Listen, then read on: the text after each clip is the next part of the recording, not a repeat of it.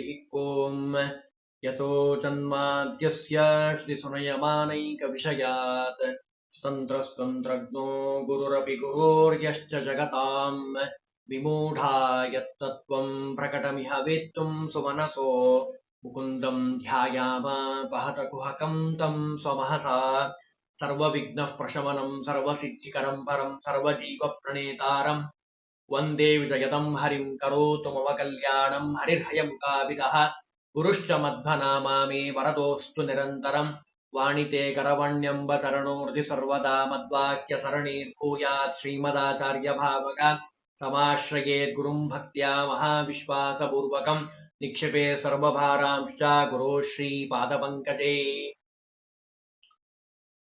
ಕೃಷ್ಣ ಜನ್ಮಾಷ್ಟಮಿಯ ಮಹಾಮಹಿಮೆಯನ್ನ ಪದ್ಮಪುರಾಣದಲ್ಲಿ ಬಹಳ ಸುಂದರವಾಗಿ ತಿಳಿಸಿದ್ದಾರೆ. ಸುತಾಚಾರ್ಯರು ಪ್ರಶ್ನೆಯನ್ನೇ ಮಾಡ್ತಾ ಇದ್ದಾರೆ. ಇಲ್ಲಿವರೆಗೂ ಬಹಳಷ್ಟು ವಿಷಯಗಳನ್ನು ನಮಗೆ ತಿಳಿಸಿದ್ದೇನೆ. ಕೃಷ್ಣ ಜನ್ಮಾಷ್ಟಮಿ ಸೂತ ತಸ್ಯ ಮಾಹಾತ್ಮ್ಯಮುತ್ತಮಂ. ಕೃಷ್ಣ ಜನ್ಮಾಷ್ಟಮಿ ವ್ರತದ ಆಚರಣೆಯ ಫಲ ಏನು ಹೇಳಿ, ಅದರ ಮಹಿಮೆಯನ್ನು ತಿಳಿಸಿ ಅಂತ ಪ್ರಶ್ನೆಯನ್ನ ಮಾಡಿದ್ದಾರೆ. ಕಥಯಸ್ವ ಮಹಾಪ್ರಾಜ್ಞ ಉದ್ಧರೇ.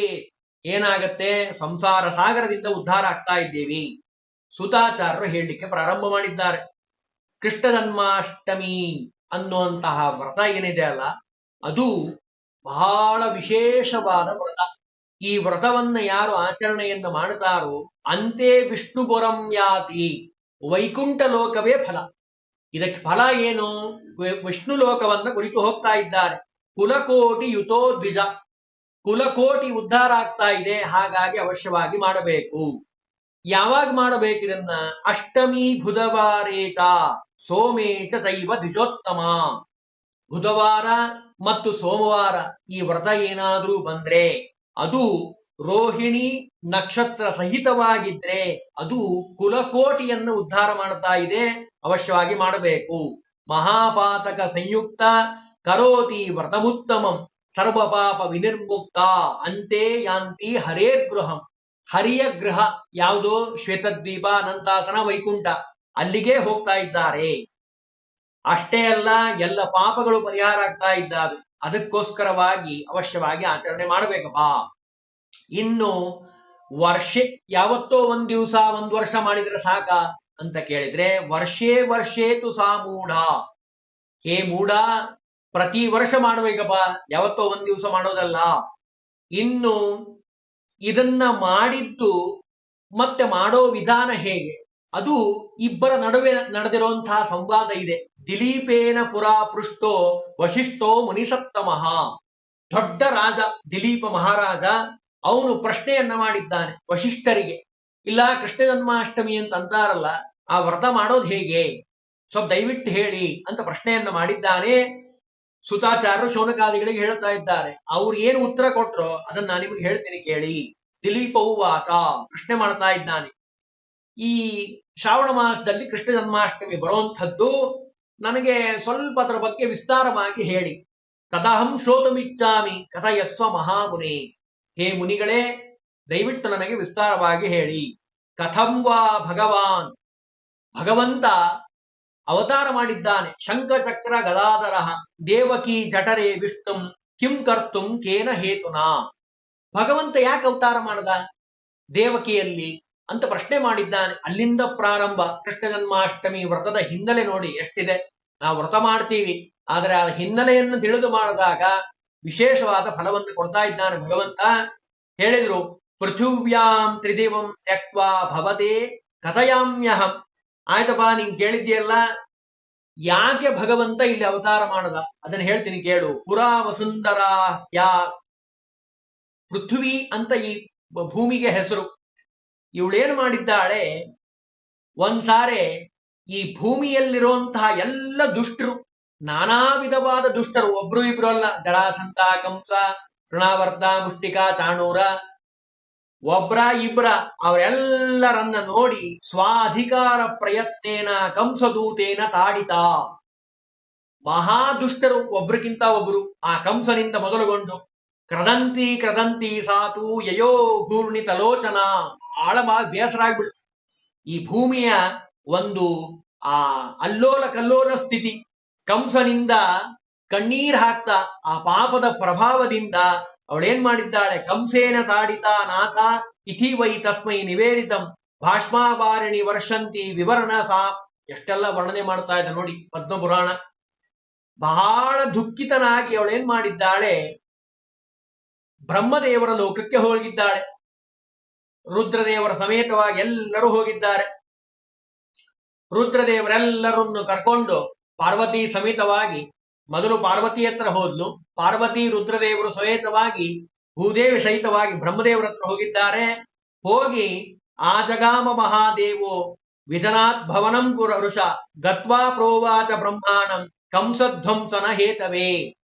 ಬ್ರಹ್ಮದೇವರ ಸಹಿತವಾಗಿ ವೈಕುಂಠ ಲೋಕವನ್ನು ಕುರಿತು ಹೋಗಿದ್ದಾರೆ.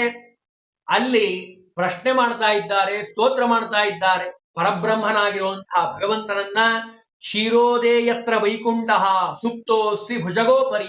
ಭುಜಗ ಅಂದ್ರೆ ಸರ್ಪ, ಸರ್ಪದ ಮೇಲೆ ಮಲಗಿರುವಂತಹ ಶೇಷಶಾಹಿಯಾಗಿರುವಂತಹ ಭಗವಂತನನ್ನ ಪ್ರಶ್ನೆ ಮಾಡ್ತಾ ಇದ್ದಾರೆ ಸ್ತೋತ್ರ ಮಾಡಿ.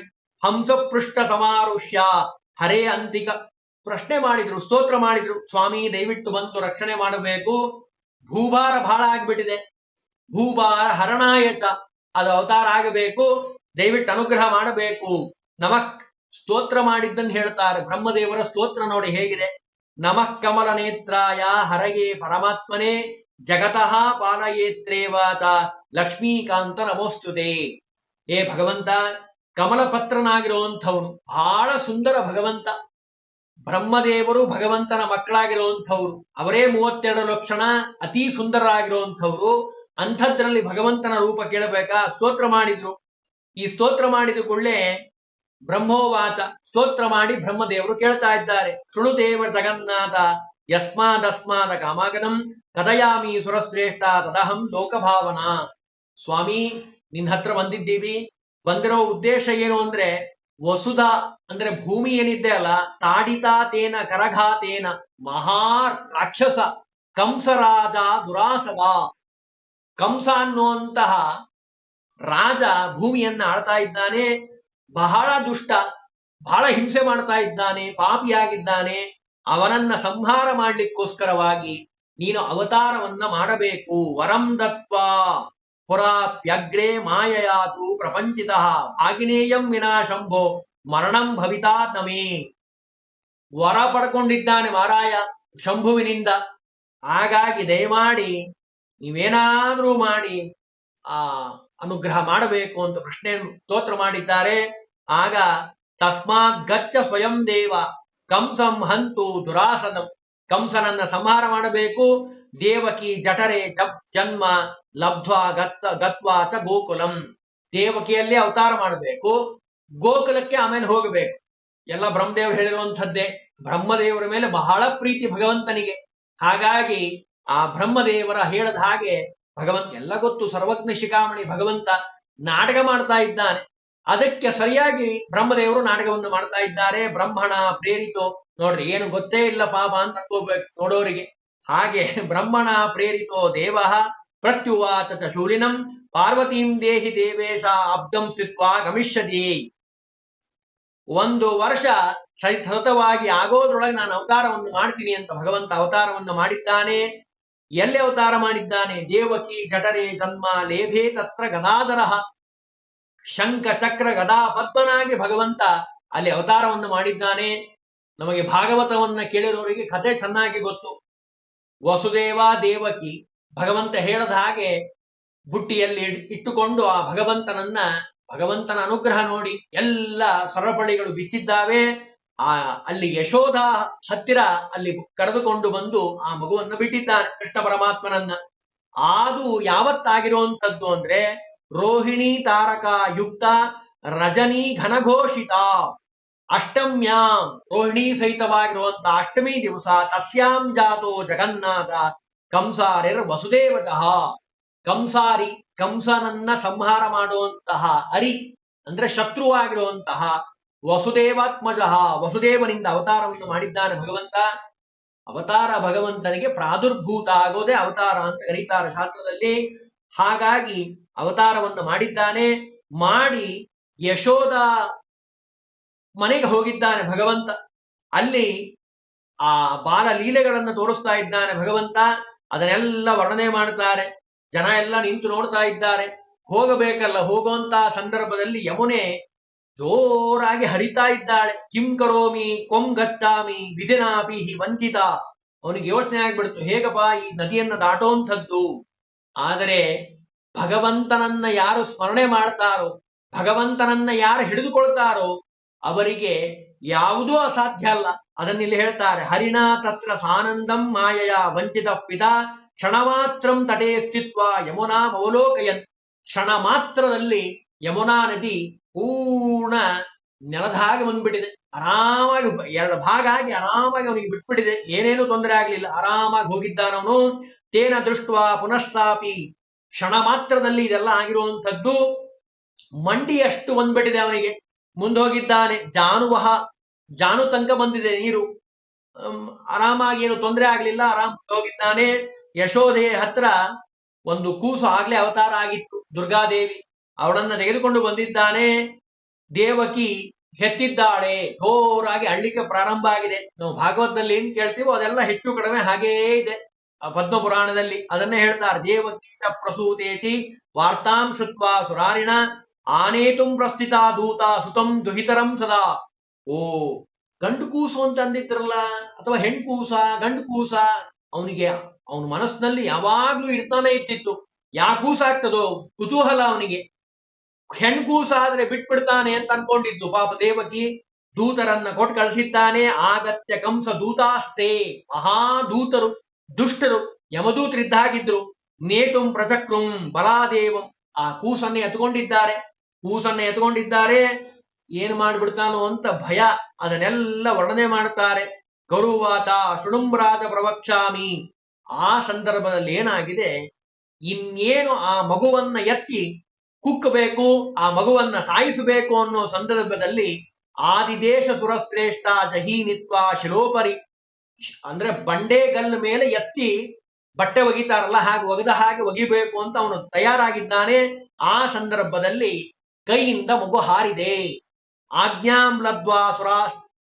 ಬ್ರಹ್ಮಾದಿ ದೇವತೆಗಳು ದುರ್ಗಾದೇವಿ ಮುಂದೆ ಪ್ರಾರ್ಥನೆ ಮಾಡುವಂಥವ್ರು. ಅಂತಹ ದೇವತೆ ಲಕ್ಷ್ಮೀದೇವಿ ಕೈಯಿಂದ ಹಾರಿ ಒಳ್ಳೆಯ ರೂಪವನ್ನ ತೆಗೆದುಕೊಂಡು ಉತ್ತರವನ್ನ ಕೊಡ್ತಾ ಇದ್ದಾಳೆ. ಶೃಣುರಾಜ ಪ್ರವಕ್ಷಾಮಿ. ಹೇ ರಾಜ ಕಂಸ, ಕೇಳಿಸ್ಕೋ ಸರಿಯಾಗಿ. ನಂದಸ್ಯ ನಿಲಗೆ ಗುಪ್ತ ಸ್ತವ ಹಂತ ಸುರೋತ್ತಮ. ನಿನ್ನನ್ನ ಸಂಹಾರ ಮಾಡುವಂತಹ ಸುರೋತ್ತಮ ನಂದನ ಮನೆಯಲ್ಲಿ ಬೆಳೀತಾ ಇದ್ದಾನೆ ಅಂತ ಹೇಳಿಬಿಟ್ರು. ಇವನಿಗೆ ಪಾಪ ಇಲ್ಲಿ ವಶಿಷ್ಠರು ಹೇಳ್ತಾ ಇದ್ದಾರೆ. ಏವಂ ಮುಕ್ತ್ವಾ ಸಾ ದೇವಿ ಜಗಾಮ ನಿಜ ಮಂದಿರೇ ಶುತ್ವಾ ವಾಕ್ಯಂ ತಥೋ ದೇವ್ಯಾ ಕಂಸೋ ವಾ ಸುದುಃಖಿತ. ಪಾಪ ಕಂಸನಿಗೆ ಇಷ್ಟು ಕಾದೆ 8 ಮಗು ಹೆಂಗಾದ್ರೂ ಮಾಡಿ ಹಿಡಿಬೇಕು ಮೃತ್ಯುವನ್ನೇ ಗೆಲ್ಲಬೇಕು ಅಂತ ಹೊರಟವ್ರ ಹಣೆ ಬಾರ ಏನಾಗತ್ತೆ ಅಂತ ಕಂಸನನ್ನ ನೋಡಿ ತಿಳ್ಕೊಳ್ಬೇಕು. ಮೂಲದಲ್ಲಿ ಕಾರಣೇಮಿ ಮಹಾದುಷ್ಟ ಕಂಸ, ಅವನ ಬಗ್ಗೆ ಹೇಳ್ತಾ ಇದ್ದಾರೆ. ಭಗಿನೀಂ ಭೂತಯ ನಾಮಾಹ ಗಚ್ಚತ್ವಂ ನಂದ ಮಂದಿರಂ. ಬಹಳ ಮನಸ್ಸಿಗೆ ನೋವಾಯ್ತು. ಏನ್ ಮಾಡಬೇಕು, ಇದಕ್ಕೇನಾದ್ರೂ ಪರಿಹಾರ ಮಾಡಬೇಕಲ್ಲ ಅಂತ ಅವನೇನು ಮಾಡ್ದ, ಇಲ್ಲಂತೂ ಸಂಹಾರ ಮಾಡ್ಲಿಕ್ಕೆ ಆಗ್ಲಿಲ್ಲ. ಏನ್ ಮಾಡೋಣ, ನಮ್ ದೂತರಿದ್ದಾರೆ, ನಮ್ ಶಿಷ್ಯರಿದ್ದಾರೆ, ಅವರಿಂದ ಅದನ್ನ ಸಂಹಾರ ಮಾಡಿಸೋಣ ಅಂತ ಹೇಳಿ ಅವನೇನು ಮಾಡ್ದ, ಪೂತನಿ ಅನ್ನುವಂತಹ ರಾಕ್ಷಸಿ ಅವಳಿಗೆ ಹೇಳ್ದ, ನೀನು ಗೋಕುಲಕ್ಕೆ ಹೋಗು. ಎಲ್ರಿಗೂ ಕರೆದು ಹೇಳ್ದ. ಭಾಗವತದಲ್ಲೆಲ್ಲ ವಿಸ್ತಾರವಾಗಿ ಬರುತ್ತೆ, ಅದನ್ನೇ ಹೇಳ್ತಾರೆ. ಆಜ್ಞಾಂ ಪ್ರಾಪ್ಯ ರಾಕ್ಷಸಿ ಸಾ ಗೋಕುಲ ಅಭಿಮುಖಂ ಗತ. ಅವಳು ಹೋಗಿದ್ದಾಳೆ, ಮಗುವನ್ನ ಹಿಡಿದಬೇಕು. ಹಿಡಿದು ಆ ಹಾಳು ಕುಡಿಸೋ ನೆವಸಲ್ಲಿ ಅವನನ್ನ ಸಂಹಾರ ಮಾಡಬೇಕು. ಪಯೋಧರೇ ಗರಂ ಸಾ. ಗರ ಅಂದ್ರೆ ವಿಷವನ್ನ ಪಾನ ಮಾಡಿಸಿ ಅವಳನ್ನ ಸಂಹಾರ ಮಾಡಬೇಕು ಅಂತ ಹೊರಟಿದ್ದಾಳೆ. ಕಾಯ್ತಾ ಇದ್ಲು, ಎಲ್ಲಾರ ಸಿಗ್ತದ ಹೇಗೆ ಅಂತ. ಒಂದು ಅವಕಾಶ ಸಿಕ್ಕಂತ ಸಂದರ್ಭದಲ್ಲಿ ಹಾಲು ಕುಡಿಸ್ತಾ ಇದ್ದಾಳೆ. ನೋಡೋರಿಗೆ ಹಾಲು ಕುಡಿಸ್ತಾ ಇದ್ದಾಳೆ ಅಂತ ಅನ್ಕೋಬೇಕು, ಆದ್ರೆ ವಿಷವನ್ನೇ ಕುಡಿಸ್ತಾ ಇದ್ದಾಳೆ. ಭಗವಂತ ಆ ಹಾಲು ಎಳೆಯೋದಲ್ಲ, ಅವಳ ಪ್ರಾಣವನ್ನೇ ಎಳೆದು ಬಿಟ್ಟಿದ್ದಾನೆ. ಅಷ್ಟೇ ಅಲ್ಲ, ಮುಂದೇನ್ ಮಾಡ್ದ ಅದನ್ನ ಹೇಳ್ತಾರೆ. ಶಕಟಾಸುರ, ತೃಣಾವರ್ತ, ಧೇನುಕಾಸುರ ಇವರನ್ನೆಲ್ಲ ಸಂಹಾರ ಮಾಡಿದ್ದಾನೆ. ವಶಿಷ್ಠರು ಹೇಳ್ತಾ ಇದ್ದಾರೆ. ಅಷ್ಟೇ ಅಲ್ಲ, ಕಾಳೀಯ ಮರ್ಧನಂ ಕೃತ್ವ ಗತೋ ಮಧುಪರೀಂ ತದ. ಕಾಳಿಯ ಮರ್ದನವನ್ನ ಮಾಡಿದ್ದಾನೆ. ಎಷ್ಟೆಲ್ಲ ಹೇಳಿದ್ದಾರೆ ನೋಡಿ. ಈ ಕಥೆಯನ್ನ ಯಾರು ಶ್ರವಣ ಮಾಡ್ತಾರೋ, ಇಲ್ಲಿವರೆಗೂ ನಾ ಹೇಳಿರೋ ಕಥೆಯನ್ನ ಎಲ್ಲ ವಿಶೇಷವಾಗಿ ಭಗವಂತ ಅನುಗ್ರಹವನ್ನ ಮಾಡ್ತಾ ಇದ್ದಾನೆ. ಸಪ್ತಮಿಯಿಂದ ಕೂಡಿರುವಂತಹ ಅಷ್ಟಮಿ ಬಂದಿರುವಂತಹ ಸಂದರ್ಭದಲ್ಲಿ ಬಹಳ ವಿಶೇಷವಾಗಿ ಆ ಆಚರಣೆಯನ್ನ ಮಾಡಬೇಕಪ್ಪ. ಅದರಲ್ಲೂ ಚಿತ್ರಸೇನ ಅಂತ ಒಬ್ಬ ರಾಜ ಇದ್ದ. ಈ ವ್ರತವನ್ನ ಮಾಡಿದ ಫಲ ಏನು ಅಂತ ಕೇಳಿದ್ಯಲ್ಲ, ಹೇಳ್ತೀನಿ ಕೇಳು. ಚಿತ್ರಸೇನೋ ಮಹಾರಾಜ ಮಹಾಪಾಪ ಪರೋ ಮಹಾನ್. ಅವನ ಹೆಸರು ರಾಜ ಚಿತ್ರಸೇನ ಅಂತ. ಅವನು ಮಹಾಪಾಪಿಯಾಗಿದ್ದ. ಅಗಮ್ಯ ಗಮನ, ಚಿನ್ನವನ್ನ ಕದಿಯುವಂಥದ್ದು, ಆಮೇಲೆ ಮದ್ಯವನ್ನ ಪಾನ ಮಾಡುವಂಥದ್ದು, ಮಾಂಸವನ್ನ ತಿನ್ನುವಂಥದ್ದು, ಇಂಥವೆಲ್ಲ ಕೆಟ್ಟ ಕೆಲಸ ಮಾಡ್ತಾ ಇದ್ದ. ಸುರಾಯಾಂಚ ತದಾ ತೃಪ್ತೋ ವ್ರಥಾ ಮಾಂಸೇಚ ಸದಾ ರಥಃ. ಇಂಥವನೇನು ಮಾಡ್ದ, ಯಾವಾಗಲೂ ದುಷ್ಟರ ಸಹವಾಸವನ್ನ ಮಾಡುವಂಥದ್ದು. ಒಂದ್ ದಿವಸ ಬೇಟೆಯನ್ನ ಆಡಬೇಕು ಅಂತ ಮನಸ್ಸು ಮಾಡಿದ್ದಾನೆ. ಕಾಡಿನಲ್ಲಿ ಆನೆ ಇಟ್ಟ ಹೊರಟಿದ್ದಾನೆ. ಎಲ್ಲ ಕಡೆ ಆಳು ಕಾಳುಗಳು ರಾಜ ಅಂದ ಮೇಲೆ ಇರ್ತಾರಲ್ಲ, ಅವ್ರ ಜೊತೆಗೆ ಹೋಗ್ತಾ ಇದ್ದಾನೆ.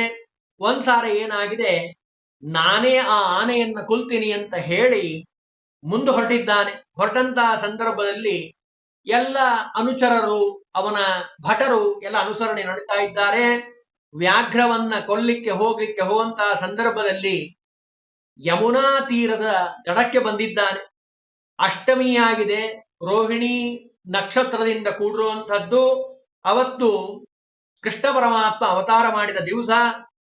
ಅವನಿಗೆ ಏನು ಸಿಗಲೇ ಇಲ್ಲ. ಒಂದು ದಿವಸ ಪೂರ್ಣ ಸುತ್ತಾಡ್ದ. ಉಪವಾಸನೇ ಉಪವಾಸ, ಪೂರ್ಣ ಉಪವಾಸ ಮಾಡ್ದ. ಮರದಿವಸ ಯಮುನಾ ನದಿ ತೀರಕ್ಕೆ ಬಂದಿದ್ದಾನೆ. ನೋಡಿ, ಉಪವಾಸವನ್ನ ಆಚರಣೆ ಮಾಡ್ದ, ಯಮುನಾ ನದಿ ತೀರಕ್ಕೆ ಬಂದ.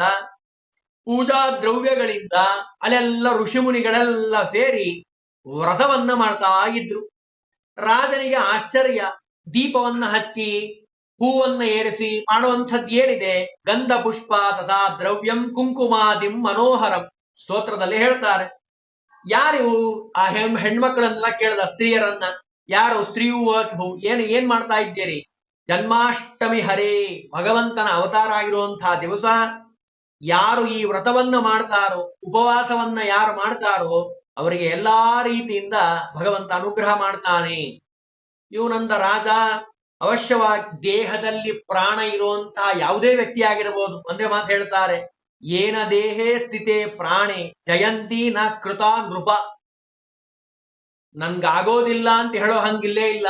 ದೇಹದಲ್ಲಿ ಜೀವ ಇದೆ, ಪ್ರಾಣ ಇದೆ ಅಂದ್ಮೇಲೆ ವ್ರತವನ್ನ ಮಾಡಬೇಕಪ್ಪ. ಗಂಧ ಪುಷ್ಪಗಳಿಂದ ವ್ರತವನ್ನ ರಾಜಸಹಿತ ಮಾಡಿದ್ದಾನೆ. ಇದರ ಪ್ರಭಾವದಿಂದ ವ್ರತಾಸ್ಯಸ್ಯ ಪ್ರಭಾವೇನ ಚಿತ್ರಸೇನೋ ಹರೇರ್ಗೃಹಂ, ವೈಕುಂಠ ಲೋಕಕ್ಕೆ ಹೋಗಿದ್ದಾನಂತೆ. ದಿವ್ಯ ವಿಮಾನ ಮಾರುಷ್ಯ, ಒಳ್ಳೆ ವಿಮಾನ ಬಂದಿದೆ. ಹಾಗಾಗಿ ಈ ವ್ರತವನ್ನ ಅವಶ್ಯವಾಗಿ ಮಾಡಬೇಕು. ಕೊನೆಗೊಂದು ಮಾತು ಹೇಳ್ತಾರೆ, ಯತ್ಫಲಂ ಮಧುರಾಂ ಗತ್ವಾ ದೃಷ್ಟ್ವಾ ಕೃಷ್ಣ ಮುಖಾಂಬುಜ ತತ್ಫಲಂ ಪ್ರಾಪ್ಯತೆ ಪುಂಸಾಂ ಕೃಷ್ಣ ಜನ್ಮಾಷ್ಟಮಿ ವ್ರತಮಾಚರಿ ವ್ರತಾತ್ ಅಂತ ಹೇಳ್ತಾರೆ. ಅಂದ್ರೆ ಮಧುರೆಗೆ ಹೋಗಿ ಕೃಷ್ಣನ ದರ್ಶನ ಮಾಡಿದ್ರೆ ಎಷ್ಟು ಫಲ ಬರಬೇಕು, ಅಷ್ಟು ಫಲ ಕೃಷ್ಣ ಜನ್ಮಾಷ್ಟಮಿ ವ್ರತದಿಂದ ಬರ್ತಾ ಇದೆ. ಯತ್ಫಲಂ ದ್ವಾರಕಾಂ ಗತ್ವಾ, ದ್ವಾರಕೆಯಲ್ಲಿ ಹೋಗಿ ಆ ವಿಶ್ವೇಶ್ವರನಾಗಿರುವಂತಹ ಕೃಷ್ಣ ಪರಮಾತ್ಮನ ದರ್ಶನ ಮಾಡೋದ್ರಿಂದ ಬರುವಂತಹ ಫಲ ಕೃಷ್ಣ ಜನ್ಮಾಷ್ಟಮಿ ವ್ರತದಿಂದ ಬರ್ತಾ ಇದೆ. ಹಾಗಾಗಿ ಕೃಷ್ಣ ಜನ್ಮಾಷ್ಟಮಿ ವ್ರತವನ್ನ ಆಚರಣೆ ಮಾಡಬೇಕು. ಮಾಡಿದ ಪ್ರಭಾವದಿಂದ ದ್ವಾರಕೆಯ ಮಧುರೆಯ ದರ್ಶನ ಆಗುವಂತಹ ಒಂದು ಯೋಗ ಸುಯೋಗ ಬರ್ತಾ ಇದೆ. ಮುಂದೆ ಅಂತ್ಯದಲ್ಲಿ ಭಗವಂತನ ಕುರಿತು ಆ ವೈಕುಂಠ ಲೋಕವನ್ನು ಕುರಿತು ಹೋಗ್ತಾರೆ ಅಂತ ಹೇಳಿ ಪದ್ಮಪುರಾಣದ ಬ್ರಹ್ಮಖಂಡದಲ್ಲಿ ಕೃಷ್ಣ ಜನ್ಮಾಷ್ಟಮಿ ವ್ರತದ ಮಹಿಮೆಯನ್ನ ತಿಳಿಸ್ತಾ ಇದ್ದಾರೆ.